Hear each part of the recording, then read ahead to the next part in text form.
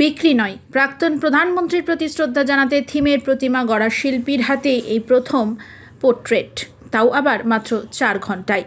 সদ্য প্রয়াত ভারতের প্রাক্তন প্রধানমন্ত্রী ডক্টর মনমোহন সিংয়ের প্রতি শ্রদ্ধা জানাতেই শান্তিপুর শ্যামবাজার এলাকায় মৃৎশিল্পী সৌরাজ বিশ্বাস মাত্র 4 ঘন্টার মধ্যে বানিয়ে ফেললেন সম্পূর্ণ মাটির একটি পোর্ট্রেট। শিল্পী জানান, পোর্ট্রেট তার প্রিয় কাজ, কিন্তু বিশ্বকর্মা থেকে দুর্গাপুজো, কালী পুজো, জগদ্ধাত্রী, রাস, একের পর এক মূর্তি তৈরির কাজের চাপে কখনো ফুরসত মেলে না।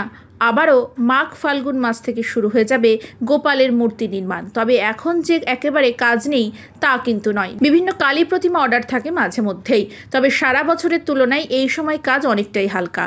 গতকাল রাত্রে প্রাক্তন প্রধানমন্ত্রীর প্রয়াণ হলেও তিনি জেনেছেন আজ সকালে, আর এরপরেই মনে হয়েছে প্রধানমন্ত্রীর প্রতি শ্রদ্ধা জানাতে তার প্রতিকৃতি তৈরি করার উপযুক্ত সময় এটা। 12 ইঞ্চি চওড়া, 18 ইঞ্চি লম্বা পোর্ট্রেট শুধুমাত্র মাটি দিয়ে নির্মিত হয়েছে, তাই ভারীও যথেষ্ট। তবে শিল্পী জানাচ্ছেন শুকোতে সময় লাগবে 2-1 দিন, কিন্তু রং তিনি করবেন না।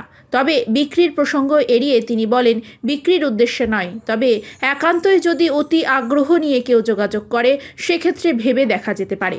প্রসঙ্গত, শিল্পী সৌরাজ বিশ্বাসের মৃৎ কারখানায় সুউচ্চ এবং থিমের প্রতিমা নির্মিত হয় দুর্গা হোক কিংবা কালী, জগদ্ধাত্রী অথবা যে কোনো দেবদেবীর মূর্তি। সুদূর ব্যাঙ্গালোর থেকে আসাম রাজ্যের বিভিন্ন প্রান্তে প্রতি বছরই নিয়মিত যায় তার হাতের তৈরি প্রতিমা। শিল্পী জানিয়েছেন, এই ধরনের মূর্তি বানাতে গেলে বেশ কিছু ছবি পর্যবেক্ষণ করতে হয়, যা এত স্বল্প সময়ে করা সম্ভব হয় না। তবে সকাল 11টায় বসে দুপুর 2টোর মধ্যে মোটামুটি সমাপ্ত হয়েছে। বাকি রয়েছে কিছু সূক্ষ্ম কাজ, যা শেষ করার জন্য আর 1 ঘন্টা প্রয়োজন। তবে কেমন হয়েছে তা বলবে যারা দেখেছেন তারাই। আজ সকাল থেকে এই 10টা সকালে যখন জানতে পেরেছি যে দেশের প্রাক্তন প্রধানমন্ত্রী মারা গেছেন, এবার সেই হিসেবে তার প্রতি শ্রদ্ধা জানানোর জন্যই আমি এই কাজটা করছি। আচ্ছা, ওই ক্ষেত্রে প্রতিবার কি এরকম সময় ফাঁকা থাকে আপনাদের? বলতে রাস আমাদের মোটামুটি রাসের পর থেকে ফাঁকাই থাকি।